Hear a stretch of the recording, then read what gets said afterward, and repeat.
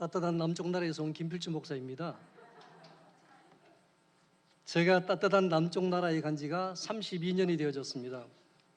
여러분들처럼 여행 삼아 간 것도 아니고 저는 어떻게 하면 목회 현장에서 도망갈 수 있을까 해서 도망간 곳이 거제도입니다. 대구에서 총신을 다녔으면 정말 편하게 다녔을 텐데 거제도에서 대진 고속도로가 뚫리기 전에 다녔기 때문에 대구까지 이제 대구에서 총신을 다니는 친구들과 같이 가면서 칠곡쯤 가면 이제 다 왔다고 가방을 주섬주섬 주워 삽니다. 그럼 제가 이렇게 얘기합니다. 확 죽여버리려고 그죠. 이제 반 왔는데 저는 이제 반 왔어요. 반 더 가야 돼요. 괜히 도망가가지고 거제도에서 총신 다닌다고 고생 좀 했습니다. 저는 목회에 대한 자신이 전혀 없었습니다. 목사님을 뵐 때는 항상 인품이 있으시고 또 어딘가 모르게 여유가 느껴지셔서 참 제가 목사님을 존경합니다. 가까이 있었으면 참 좋겠어요. 근데 목사님도 멀리 계시고 저는 목회에 대한 자신이 없고 제가 저희 집에 불교 가정이었는데 제가 처음 교회에 나가게 되어졌고요. 참 어려운 유년 시절, 유아 시절, 유년 시절을 청소년 시절을 겪었습니다. 저는 아버지 얼굴을 모르고요. 5살 때 저희 어머니는 저를 나중에 좀 더 잘 키워보려고 직장을 따라 나가셨어요. 이런저런 상황 속에서 저는 항상 외롭게 자랐습니다. 그래서 자신감도 없고 외롭고 정말 그런 유소년 시절을 보냈었는데 그러다 보니까 꿈도 없고 근데 어느 누군가가 저를 전도하셨어요. 저를 하나님 안으로 불러주셨습니다. 그래서 저는 나를 이렇게 내가 진작 저런 분들 만났으면 나처럼 어렵고 힘들게 산 저 친구들에게 친구가 되어주고 싶다. 그런 생각에서 신학이라고 하는 것을 갔는데 교회 다닌 지 4년 만에 신학교를 갔어요. 근데 주일학교 경험도 없고 중고등부 경험도 없습니다. 근데 교육전사라고 갔는데 다른 사람보다 좀 더 열심히 할 수밖에 없었습니다. 주일학교 경험도 없고 중고등부 경험도 없기 때문에 열심히 했지만 어딘가 모르게 제 사역은 아니라는 생각을 했습니다. 목사님들 옆에서 사역을 지켜보니까 목사님들의 사역이 정말 만만치 않으시다는 것을 제가 알았습니다. 내가 할 일은 아니야. 그래서 거제도로 도망갔습니다. 오늘 저 개인적인 체험 얘기를 좀 할 텐데요. 이 개인 신앙입니다. 그대로 제 개인의 체험이기 때문에 그냥 전해 들으시면 좋을 것 같습니다. 갓 결혼하자마자 저희 집사람이 간 질환을 앓았습니다. 간이 안 좋은 집안이에요. 결혼하기 전에 처형 한 분이 간암으로 돌아가셨고 장모님이 간암으로 돌아가셨고 큰 처형이 간암으로 돌아가셨고 넷째 처형이 간암 수술하셔서 지금 요양병원에 계십니다. 간 수치가 2,000을 올라갔어요. 황달이 오더니 흑달이 오더니 나중에 복수가 차기 시작했습니다. 고신의료원에 입원했는데 하나님께서는 날 세미한 음성으로 말씀하셨어요. 너의 거리에 슬피 부르짖음 없을지니라. 다음에 하나님께서 또 말씀하셨습니다. 이 병은 죽을 병이 아니라 너를 온전케 하겠다라는 말씀을 하셨고 저희 집사람은 거기에서 어떤 체험을 특별히 하고 그 다음날 퇴원 신청을 했는데 의사 선생님의 그 표정을 지켜봤을 때 집에 가서 평안히 마지막을 정리하라는 그런 뉘앙스였습니다. 근데 하나님께서 치료하셨고 어떻게 하든지 거기에서 제가 하나님의 집사람이 살아났으면 하나님의 능력을 알고 내가 하는 게 아니라 생명을 살리시는 분이 하나님이기 때문에 모든 걸 맡기고 따라가면 되는데 그게 안 되더라고요. 그랬을 때 18개월 된 저희 아이가 기계에 손가락을 넣었는데 손가락 끝 3개가 잘려버렸습니다. 그때 총신 다닐 때였는데 총신을 어렵사리 갔는데 동기들은 지방 신학을 같이 다니는 동기들은 총신 졸업하고 목사 한수 받았는데 아직 총신 갈 생각도 안 하고 있는 거죠.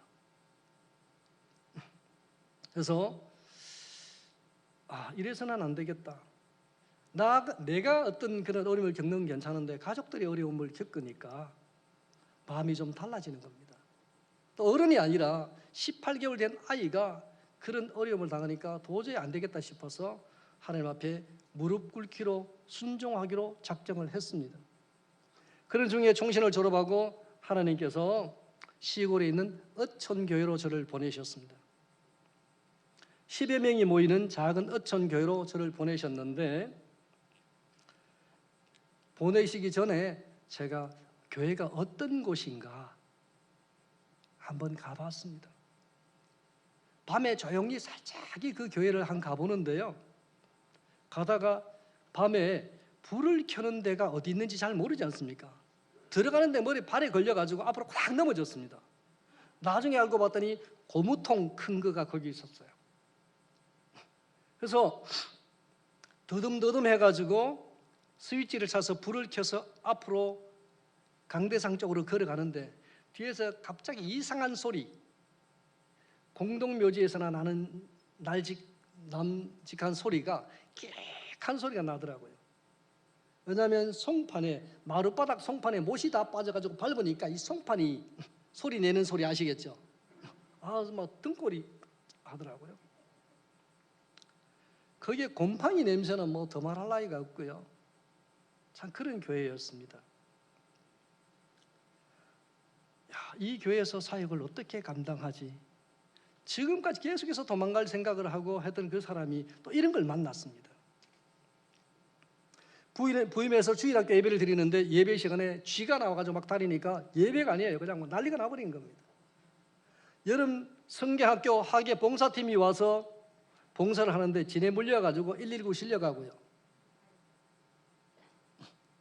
새벽기도 한다고 저 혼자 가고 성도들 다 가고 기도하고 있는데 나오려 하니까 뭐 이상해서 보니까 뱀 한 마리가 그냥 와 있었습니다. 얼마나 습하든지 제가 기도하다가 졸아버리면 그날은 가위 눌리는 날입니다. 깨어올 때까지 거기에 있어야 되는 거예요. 임시 방편으로 쥐가 들어오는 구멍을 막고 이렇게 했지만 이걸 어떻게 해야 되는가? 하나님 왜 이런 데 보내셨어요? 남들은 좋은 데도 다 잘 가더만. 무엇보다도 교회 건축이 급선무였습니다. 근데 나중에 알고 봤더니 성도님들이 건축에 대한 부담감이 전혀 1도 없다는 얘기입니다.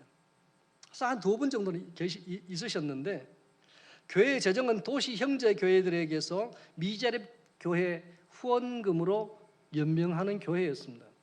근데 교역자가 바뀌면서 그 목사님이 자기와 연결되어지는, 그러니까 후원 계좌를 다 가지고 가셨어요. 그러다 보니까는 교회 재정 지원이 대부분 끊어지게 되어졌습니다. 처음 부임했을 때 성도님들께서 교회 건축해야 된다고 몇몇 분이 말씀하셨는데, 그래서 제가 어느 날 기도하고 건축위원회를 조직하자라고 말씀드렸을 때에 성도님들이 별 말씀을 다 하십니다. 교역자가 새로 바뀌었으니까 인사치레로 한번 해본 거라고 그렇게 말씀을 하시네요. 건축은 필요하지만 어느 누구 하나 믿음이 있어서 헌금할 그런 여력이 있는 분들이 없다라는 얘기입니다. 기도하는 방법 외에는 아무것도 없었습니다. 근데 놀라운 일들이 하나씩 생겨나기 시작합니다. 교회가 사야 되는 땅이 있었는데 그 땅 주인은 아무런 아쉬운 것이 없는 그런 분입니다. 근데 그 따님이 저를 통해서 전도되어져서 교회에 나오셨어요. 그날 땅을 팔겠다는 얘기입니다. 1차는 해결됐는데 문제는 돈 1,500만 원이 없다는 얘기입니다. 여러분들 같으시면 어떻게 하셨겠습니까? 근데 하나님이 일하기 시작하셨어요. 그 중에 교회에서 제일 믿음이 있으시고 기도를 하시는 그 여집사님이 어느 날 갑자기 심장이 멎어버립니다.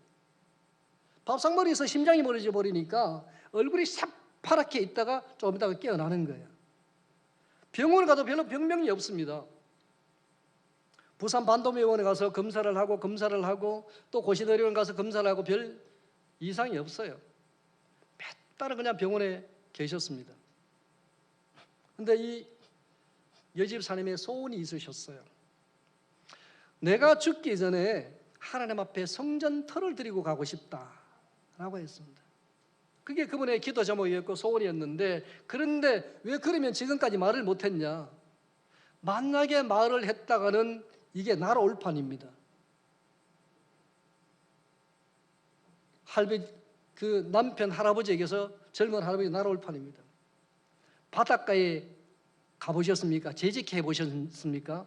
재직해 안 해보셨으면 말씀을 하지 마십시오. 제가 교회청 가서 참 시험 들었습니다. 하나님, 제가 목회 안 하겠다고 했지 않습니까? 왜 여기 보내서 제 기죽게 만드십니까? 그 목사님 물은 거기 있죠. 제 물은 여기 있습니다. 목사님 물은 거기 잡았어. 조사님 이거 먼저 이 잡았어. 알아들으셨습니까? 알아들으셨습니까? 목사님 물은 거기 있으니까 거기서 드시고요. 강사 목사님 물은 여기 있으니까 여기 드십시오.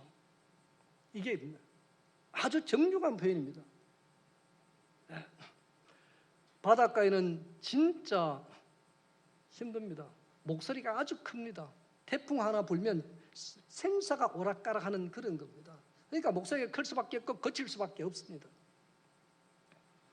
이분이 병원에서 조용히 남편에게 유언 아닌 유언을 합니다. 할배요, 내가 시집 와서 5남매를 낳고 지금까지 바닷일 하면서 굴러장 하면서 지금 살아왔는데 마지막으로 교회 부지를 내가 헌금하고 가고 싶다. 그 집사님이 나중에 말씀하시더라고요. 다른 때 같으면 이거 날아왔다는 얘기지. 이게 날아와고 밥그릇 나오고 상이 날아와서 난리 났을 텐데, 할아버지, 그 젊은 할배였는데요, 돈이 어딨노 하시더니만 그 부인의 그 상황이 보통 심각한 게 아니어서 유언처럼 들려서 1,500만 원 해오셔서 성전 건축 부지를 샀습니다. 예. 이제 교역자가, 근데 그 젊은 할매 집사님은 지금 80세입니다. 살아 계십니다. 그 할배 집사님은 제가 장례 치르고 떠나왔어요. 교역자가 바뀌고 주민들과 소통을 하고 짝믿음 가정을 섬기다 보니까 하나둘 교회 나오기 시작했습니다. 성도의 수가 계속해서 늘어납니다. 그러나 아직 신앙에 있어서 헌신적인 분들이 아니었기 때문에 선뜻 교회를 건축하자고 하는 분들이 없을 뿐더러 제가 어떤 일을 벌일까 봐 교회 건축은 힘들다는 말을 자꾸 흘려내기 시작합니다. 그런데 그때 교회 건축에 동참하겠다는 성도들이 나오기 시작했습니다. 10명이 되더니 20명이 됩니다. 누군지 아십니까? 종철이, 은실이, 한나, 소정이, 혜원이. 그 귀한 건축에 동참하겠다고 한 그 성도님들은 주일학교 학생들입니다. 얘들아, 교회 건축하면 좋겠지. 야, 쥐도 안 나오잖아. 지네도 안 나오지. 뱀도 안 나오지. 얼마나 좋아. 건축할래? 하자. 예, 전도사님 해요. 주일 학생들과 함께 새 교회를 달라고 기도했습니다. 기도를 시켰습니다.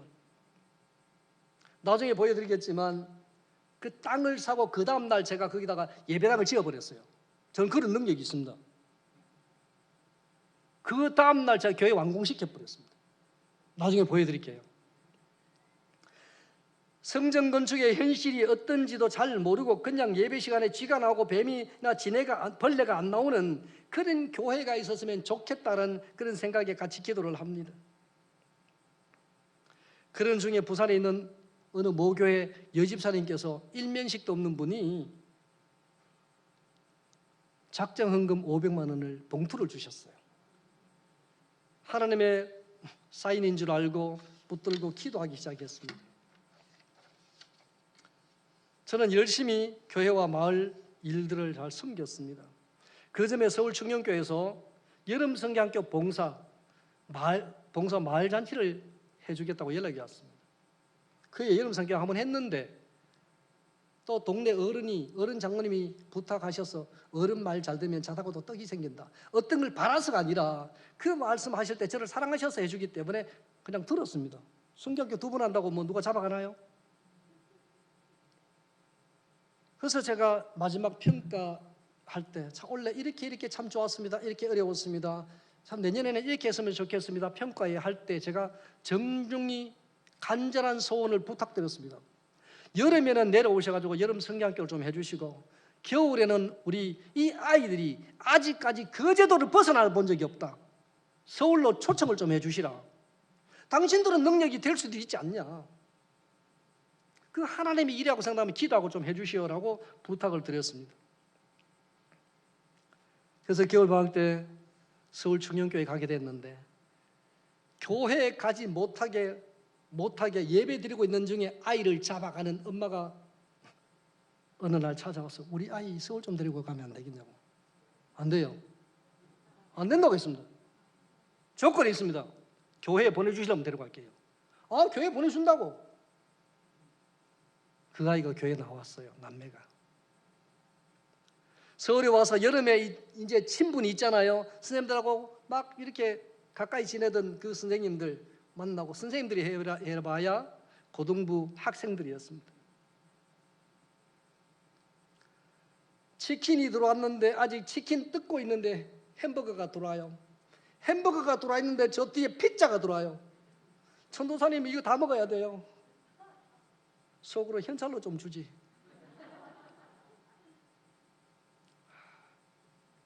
그래서 이제 먹고 막 이렇게 화기애애하게 얘기를 나누는 중에 이제 일정을 얘기하고 그렇게 하는 중에 어떤 분이 성령의 감동에 대해서 이렇게 우리 아이들에게 물었습니다. 근데 정답은 사실 다른 데 있었어요. 얘들아 너희들이 소원이 뭐니? 물었습니다. 정답이 뭐냐면 모르겠어요. 뭐일 것 같습니까? 네? 뭐라고요? 잘 안 들립니다. 정답은요, 놀이동산이에요. 이게 정답입니다. 그래서 초등학교 학생들이 정답은 그래서 이 교회에서 오늘은 피자, 내일 햄버거 쭉 해놓고요. 내려갈 때 애들 선물은 이거 쫙 해놓고 내일은 에버랜드 가기로 돼 있었거든요. 교회에서 대행버스 내가지고 다 간다고 돼 있었는데 우리 아이 하나가 너무나 큰 실수를 저질러 버렸습니다. 교회 건축이요! 이래버린 거예요. 그래도 초등학생이 믿음이 있어서 그랬든지 제게 세뇌돼서 그랬든지 간에 어쨌든 교회 건축이라는 말을 해버린 겁니다. 그 부장 장로님이 거제도 출신이고 충영교회 장로님이 건축하시는 분이셨어요. 그날 저녁에 그러니까 교회 건축이라고 하는 순간에 찬물을 싹 끼얹어버린 거죠. 이게. 완전히 숙연해져 버렸습니다. 아니 놀이동산이 나와야 되고 뭘 영화를 보러 가야 되고 이잖아 백화점 가야 되고 이건데 그 교회 건축이 나와버린 거잖아요. 아니 제 어린 것들이 저게 뭐 한다고 교회 건축이라는 말이 나왔냐 이거죠. 우리 한번 도와주자 해서 그 장로님이 견적을 뽑아보니까 1억 6천이 나와요. 1억을 지원해 줄 테니까 6천만 원 내겠냐 하더라고요. 6천만 원에 60만 원도 없는데 무조건 내겠다고 했습니다. 무조건 내. 1억어치만 지면 되잖아요. 1억어치만 지면 되지 그냥. 무조건 내겠다고. 근데요, 그때 우리 성도님들의 마음속에 건축에 대한 마음이 생기기 이제 시작했습니다. 근데 결과적으로는요 1억이 안 왔습니다. 고등부에서 1,540만 원이 왔어요. 어떤 교사분이 자기 공장에 불이 나서 가면서 저 사람 빨리 전화번호 가라, 저 계좌번호 넣어주세요. 지금 공장에 불 끄러 가야 돼요. 경주 파주에 있는 공장에 가면서 불 났는데도 헌금 보내주셨어요. 1,000만 원 보내주셨어요. 2,540만 원 붙들고 이제 기도하는 거죠. 또 작정 헌금이 나중에 500만 원 올 거잖아요. 3천만 원이에요. 1억이 왜 못 왔냐면 그 충녕교회 담임 목사님이셨던 당시 김성관 목사님이십니까? 예. 교회는 지어주지 마라. 강원도에 교회를 하나 지어줬는데 유리창 깨져도 수리해달라고 연락 온다. 교회에 대한 애착이 없다. 내 교회는 애착이 없다. 우리 한번 실패해서 교회는 지어주지 말고 다른 건 다 해줘라 이런 얘기죠. 근데 성도님들이 이제는 낙심할 줄 알았는데 성령 하나님의 감동으로 교회에 대한 부담감을 가지기 시작하셨습니다. 건축위원장 집사님이 그 의장이 법적으로 어청기하고 법적으로 얽히고 설켜가지고 팔리든지 누가 갖고 가버리든지 이게 막 해결만 되어주면 좋겠는데 해결 안 되던 게 중도금 치를 때 해결이 되어버렸어요. 하나님께 드렸습니다. 근데 또 막대금을 줘야 되지 않습니까? 원래는 6천만 원어치만 지어달라고 했거든요. 6천만 원밖에 없다. 6천만 원만 해줄게. 이 건축하시는 장로님이 목사님 그래도 그러면 안 되고 일단 6천만 원만 주시오. 내가 지어놓고 우리 해결합시다라고 했는데 그 장로님이 믿음으로 했는데 부도 나가지고요. 부도 나가지고 땅 많던 게 딱 넘어가 버린 상황이었어요. 근데 그거 우리 교회 짓고 다 찾아버렸어요. 예. 돈이 없잖아요. 안 줘도 돼요. 이미 6천만 원은 줬기 때문에 안 줘도 되는데 그래도 교회 짓다가 어려워졌다고 하면 안 되잖아요. 막대금 달라고 하는데 돈이 어디. 그때 목사님 알았으면 쫓아왔을 건데 알았지만 제가 하나님께서 하시는 걸 기대하려고 아무 데도 손 벌린 적 없습니다. 진짜. 근데 마을에 돈이 1억 8천이 있었습니다. 1억은 정기적금 해놓고 8천만 원을 집집마다 340만 원씩 풀어버린 거예요. 그게 교회로 들어와서 자 사택으로 340만 원 들어왔는데 나도 필요하지만 이건 하나님께서 때를 따라서 때를 맞춰서 주신 거니까 하나님 앞에 드릴 수 있는 믿음이 되시는 분은 드려라. 또 안 드린다고 해서 저는 믿음 없다 있다 그런 얘기를 하지 마시고 조용히 드리시라고 했더니 그래서 그게 교회를 2달 만에 건축했는데 공사 마치는 날 막대금까지 완전히 다 치웠습니다. 저희들이. 자, 그때가 언제냐면 99년 IMF 때입니다. IMF 때 교회를 지었어요. 자, 뒤에 한번 보여주시겠어요? 영상 한번 보여주시겠습니까? 이게 진에 나와가지고 그러니까 사진은 잘 나왔는데 진짜 저렇지 않아요. 가보셨으면 전설의 고향 세트장이었습니다. 그 다음에 제가 하루 만에 지은 교회. 눈 시력이 좋으시면 아니요 밑에 아니 아까 지나 저 보니까 줄 쳐놨죠. 2번째 사진. 줄 쳐놨는 게 제2성전입니다. 제가 강 목사가 말뚝 박아놓고 줄 꺼서 여기가 교회야. 주일학교 아이들과 저기서 예배드렸어요. 꿈을 심어줬습니다. 그랬더니 주일학교 아이들을 통해서 건축되어진 다음 거 보여주세요. 이겁니다.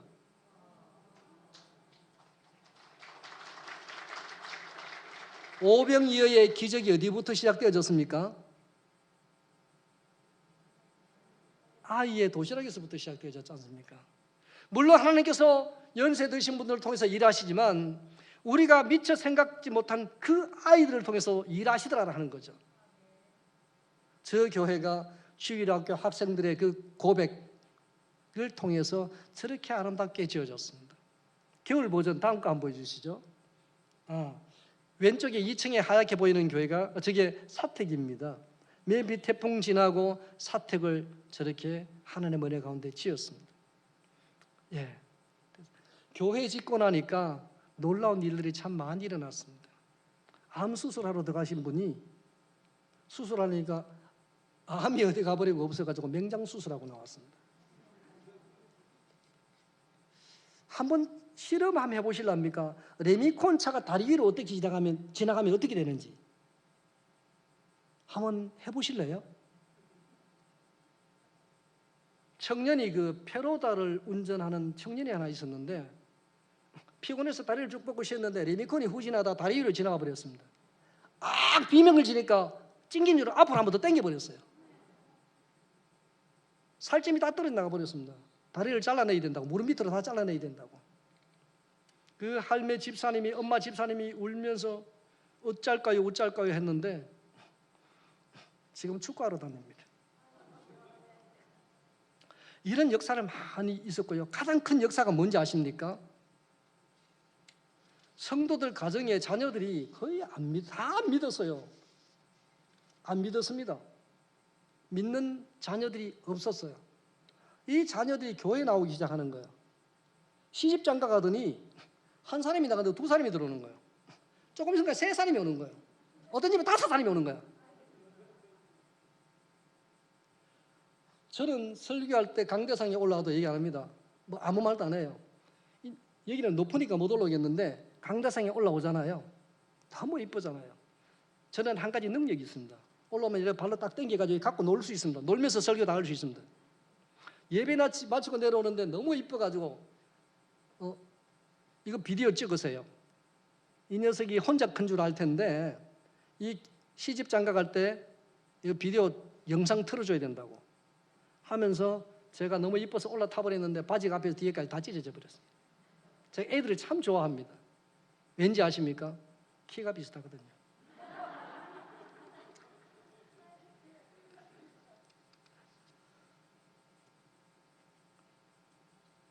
(10여) 명의 성도가 오고 자녀들이 오고 또 전도돼서 들어오더니 50명이 되어졌습니다. 70호 동네에 성도가 50명이 되어졌습니다. 제가 16년 동안 있었는데 유아 세례를 14명 줬더라고요. 네, 14명 줬습니다. 근데 어느 날 말씀을 묵상하는데 네가 사랑하고 아끼는 이 교회에서 너의 사명이 끝났다라고 하는 겁니다. 하나님, 무슨 말씀입니까? 제가 이 교회에 뼈를 묻기로 했는데요. 제가 위임도 받았습니다. 장로님도 세웠습니다. 당에도 우리 교회 목사로서 한 달 이상 있었다면 제가 처음이거든요. 앞에 전임자가 목사 안수 받기 전부터 개척 준비하시고 나가셨기 때문에 한 달 동안 또 채 안 계셨는데 목사로서 제대로 시무한 사람이 제가 처음이에요. 장로님들이 시무하시기도 하고 거의 그런 교회입니다. 이제 다 조직교회로 세웠습니다.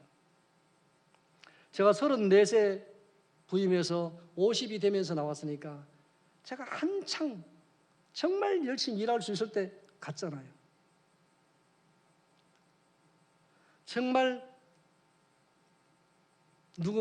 저보고 항상 얘기를 하시는데 방방 뛴다고 얘기합니다. 전 절대로 걸어 다니지 않습니다.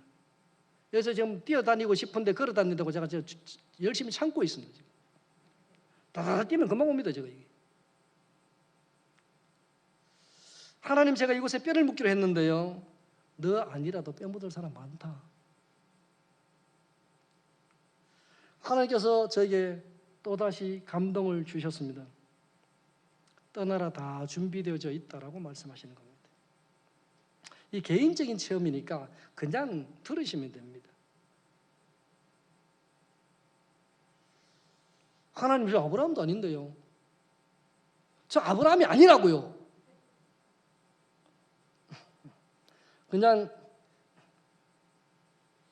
성도들과 마을 주민들이 저를 배신자라고 했습니다. 처음에는 목사님, 우리가 잘못한 게 있으면 다 고치겠다고, 목사님 하자는 대로 하겠다고. 근데 16년 동안 있으면서 한 번도 뭐 재직해나 뭐나 이렇게 얼굴 붉혀본 적이 사실 없습니다. 그런 분들이 혹시 우리가 뭐 잘못한 게 있으면 무조건 다 고치겠다고, 그게 아니라고 이해하지 못하는 분들을 뒤로하고 그냥 떠나왔습니다. 그러면 어떤 분이 찾아오셔가지고 목사님 개척합시다. 우리가 가족이 한 20명 되는데 목사님 개척하십시다 할 줄 알았거든요. 같은 시찰에 어느 교회에서 청빙이 들어왔습니다. 하나님께서 막으셨습니다. 하나님 왜요?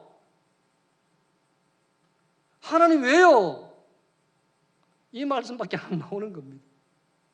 근데 일하던 사람이, 열심히 했든 안 했든 일하던 사람이 2년 동안 아무 일도 한번 없어 보십시오.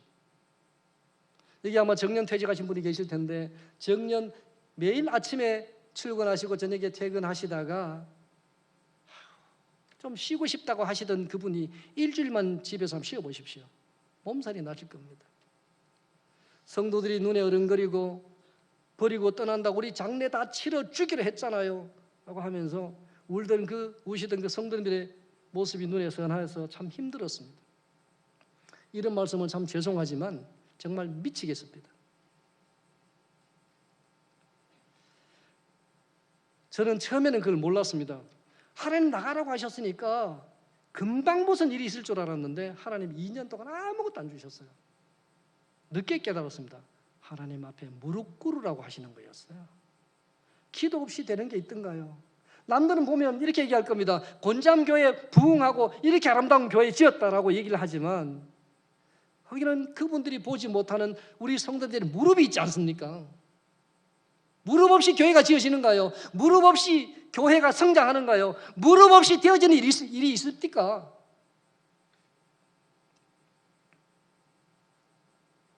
그래서 작정을 하고 기도원에 들어갔습니다. 기도원에 들어갔는데 하나님께서 교회 사역이 아닌 다른 걸 보여주셨어요. 하나님 그거 아닌데요. 우선 가봐라. 하나님께서 주신 것은 말 그대로 폐교였습니다. 폐교. 근데 이게 운영하시는 분이 지금 정신병동에 계시는데 정신적으로 문제 있으신 분이 운영을 하셨던 거니까 어땠겠습니까? 학교 자체가 정신병이 있는 것처럼 그랬어요. 쓰레기가 한 20차 정도. 매일 공사했던 사람들이 와서 그냥 돌팔매질 하는 곳. 하나님 교회를 주실 줄 알았는데 폐교를 주셨습니다. 이곳에는 교회를 세울 수도 없어요. 교회를 세우면 사용 목적 위반으로 교육청에 빼앗깁니다. 2층에 교회를 예비실을 예쁘게 만들었습니다. 옆에 선교사님들이 오시면 언제든지 마음 편하게 쉬어가실 수 있도록 지내실 수 있도록 선교사 안식관도 만들었습니다. 하나님 이곳에서 무엇을 하실 겁니까? 무엇을 위해서 저를 이곳에 보내셨습니까? 라고 물었습니다. 한번 두 번째 영상 한번 보여주시겠습니까? 저 건물입니다. 가서 보니까 참 기도 안 차더라고요. 예, 계속 좀 보여주시겠습니까? 예, 이 건물입니다. 그 다음 것도 계속 좀 보여주시고요. 예, 저게 천정이 저렇습니다. 저게는 동네 사람들 또 거기에 세대를 사던 사람이 건축업자였기 때문에 온갖 건축 쓰레기는 다 저거 갖다 놨습니다. 쓰레기 한 20차 넘게 나왔습니다. 예, 다음 거 한번 보여주시죠. 이렇게 변했습니다. 예, 그 다음 것도 좀 보여주시죠. 아이들이 와서 열심히 뛰놀고 저기서 체험을 할 수 있는 곳으로 바뀌어져 있습니다. 네. 하나님께서 어느 날 적정기술 전문가를 보내셔서 거제 적정기술원을 세우게 하셨습니다. 저기는 적정기술센터입니다. 적정기술이 무엇인지 생소하신 성도님들이 많이 계실 겁니다. 적정기술에 대해서 아십니까? 모르시죠? 적정기술은 적당한 기술입니다. 생존 기술입니다. 우리 성도님께서 저랑 아프리카에 갔습니다. 아프리카 가서 물이 없는 곳이에요. 우리 성도들 어떻게 하시겠습니까? 목사님이 가시라 해가지고 오기는 왔는데 목사님 물도 없는데 곳에 보냈다고 이렇게 불평하실 겁니까? 그 사람 얼마 안 가서 일주일 안에 죽습니다. 뭐 적정 기술이 있으면 갈 때 비닐을 갖고 가면 생명을 연장할 수 있습니다. 비닐을 이용해서 물을 만들어낼 수 있습니다. 주방에 인덕션이 있습니다. 자, 인덕션 갖고 계시죠? 가스레인지 인덕션 갖고 계시죠? 인덕션이 있습니다. 인덕션이 있고 또 이 깡통으로 대충 만든 나무 화덕이 있습니다. 어느 것이 더 좋습니까? 네?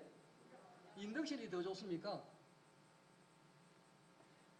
2001년인가요? 매미 태풍이 거제도를 완전 쓸어버려서 와연이라는 동네 자체가 없어져 버렸습니다. 제 차도 주차장에 세워놨는데 바닷물로 깨끗이 씻었습니다. 예, 바닷물로 깨끗이 씻어가지고 타고 가다가 어디에서 써버릴지 몰라요. 저희 동네는 그때 차가 한 100대 이상 물에 잠겨버렸습니다. 일주일 동안 송전탑이 무너져가지고 거제도 일주일 동안 전기가 안 들어왔습니다. 뭐 그때 어떻게 하실 건가요? 인덕션이 좋습니까? 적정 기술은 상황에 맞는 기술입니다. 상황에 맞는 기술입니다. 형편에 맞는 기술. 바로 그 기술이 적정 기술인데요. 우리나라에서는 크게 환영을 받지 못합니다. 하도 이 기술들이 발전하고 잘 돼 있어가지고요. 근데 개발도상국에서는 생명을 살리는 기술입니다.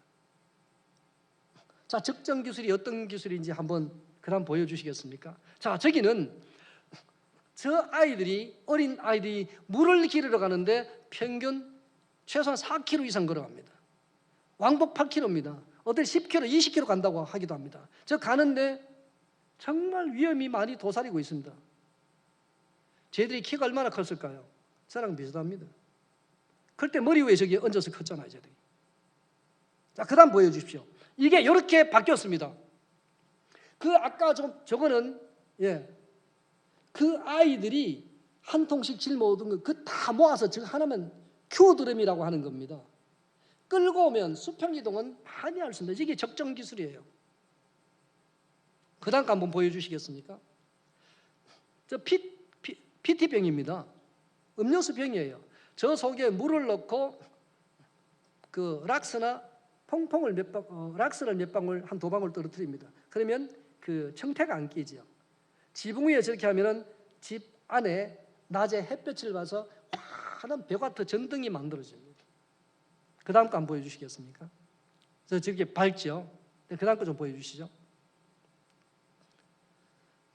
저 아이들이 상황에 맞기도 하고 안 맞기도 하겠지만 저 아이들이 낮에 축구하고 저녁에 30분 축구하고 집에 오면은 1시간 동안 불을 켤 수 있습니다. 이게 적정 기술이에요. 그 다음 거 보여주시죠. 물이 없는 곳에 저 안개나 구름 저런 걸 통해서 물을 만들어내는 기술이 적정 기술입니다. 네, 됐습니다. 네. 저는 시골에 따뜻한 남쪽 나라이기는 하지만 시골에서 사역을 하고 있는데 저를 교수님들이 찾아와요. 희한하죠. 선교사님들이 어디서 저 소식을 들었는지 찾아오십니다. 그래서 다른 나라의 그 상황에 맞는 제 기술은 없어요. 이 자리를 만들어 놓으니까 서로 정보를 공유하게 되고 선교지에 맞는 기술들을 만들어 나가는 겁니다. 저는 언젠가 하나님께서 이런 사명을 주셨습니다. 바울이 빌레몬에게 말했습니다. 너는 나를 위하여 옛날에는 처소를 예비하라고 했고요. 요즘에는 숙소를 준비하라고 얘기했습니다. 저는 선교사님들이 안식년이나 아니면 또 치료차 또 아니면 은퇴, 퇴직 이후에 선교사님들이 거할 수 있는 그런 공간을 만드는 게 저희 비전입니다. 그래서 선교지의 적정 기술을 소개하는 게 저희 비전입니다. 제가 일반 교회 사역을 그만둔 지 10년이 지났습니다. 그리고 적정 기술을 한다고 한 지가 10년이 되어졌습니다. 10년 동안 제가 가장 많이 들은 말이 뭔지 아십니까? 제가 가장 많이 오해받는 말이 어떤 말씀인지 아시겠습니까? 뭐일 것 같습니까? 제가 가장 많이 듣는 말은 목사가 목회를 해야지. 이 말을 제가 가장 많이 듣습니다. 목회가 무엇이라고 생각하십니까? 저는 목회나 우리 성도님의 신앙생활은 같다고 보고요. 우리들은 왕같은 제사장들입니다. 제사장은 하나님께서 모범적으로 제시하는 모습을, 제사하는 모습을 백성들에게 보여주는 게 제사장의 역할입니다. 우리가 하나님 앞에 바른 예배를 드리는 그 모습을 믿음이 약한 성도들에게, 세상 사람들에게 보여주는 게 우리의 제사장의 역할입니다. 그러기 위해서 우리는 하나님의 말씀을 알아야 됩니다. 하나님의 말씀, 하나님의 뜻을 모르면 내 생각대로 목회할 수 있고 내 생각대로 신앙생활할 수 있지 않습니까? 그래서 우리는 하나님의 말씀을 가까이 두고 읽어야 됩니다. 하나님의 뜻을 알아야 되면 뜻을 안다고 곧바로 실천이 되어지던가요? 여기서 권장 만나교회는 다 천사들만 계십니까? 내 입으로 안 되잖아요. 바울이 나는 오라 공부한 사람이라고 했는데 여러분들이 바울보다 낫습니까? 저는 안 되더라고요. 그래서 무릎 꿇을 수밖에 없지 않습니까? 저는 무릎 꿇으려고 나름 애를 씁니다. 불쌍한 영혼들이 눈에 들어와야 하지 않습니까? 저는 거리 전도를 잘 안 나갑니다. 저는 전도 당하러 사람들이 들어옵니다. 제가 학교를 만들어 놓으니까 계속 들어와요. 여기가 뭐 하는 곳이에요? 들어옵니다. 들어오면 이렇게 쭉 얘기하다가 꼭 저희 사람 얘기를 참 많이 합니다. 하나님이 살리셨다고. 얘기하면 나중에 밤에 막 전화가 와요. 울면서 전화와요. 선생님, 우리 집 사람이 지금 막 갑자기 급성 간염이 와가지고 지금 뭐 간이식 말도 나오고 어째야 됩니까? 이런 얘기도 막 와요. 간접적으로 참 진짜 하나님 적정기술 세우셨는데 전도 당하러 들어옵니다. 한 분은 퇴마사 하던 분이에요. 퇴마사. 귀신 쫓아내는 퇴마사. 교회 다니십니다, 지금. 예. 그래서 제가 그분을 기술 원장으로 세웠습니다. 진짜 그분이 이 벽난로 전문가거든요. 나중에 와보시면 로켓 매스 히터라고 유럽식 벽난로를 안에 카페 안에 잘 만들어 놨습니다. 그분 작품이에요. 그래서 저는 목회하지 않는 사람으로 지금 찍혀 있어요. 오늘 본문에 보시면 뜻이 하늘에서 이루어진 것 같이 땅에서 이루어지리다라고 했습니다. 칼빈이 이렇게 해석했습니다. 뜻이 하늘에서 이루어진 것 같이 나를 통해서 이 땅에도 이루어지게 하옵소서. 아멘. 성도님 여러분, 우리 모두가 이 마지막 때에 하나님의 뜻, 하나님의 나라 확장이 나를 통해서 이 땅에 이루어져야 됩니다. 제가 권지암에 간다고 했더니 다들 그냥 아이들 말처럼 뻥졌어요.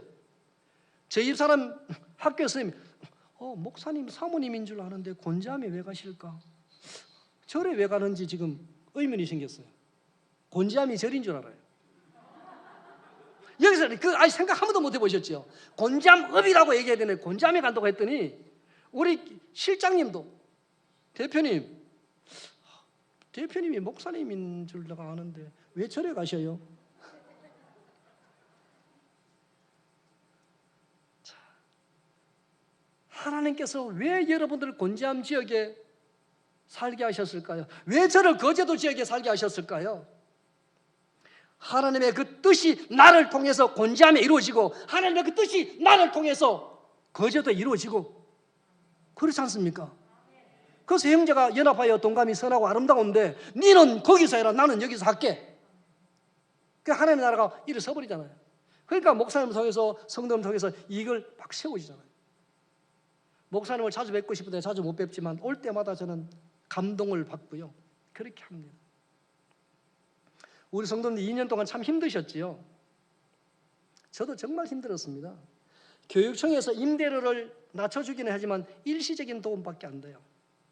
운영비가 많이 들어가거든요. 겨울철이 다가오니까 마음에 은근히 걱정이 되기 시작했습니다. 그래서 하나님께 기도했습니다.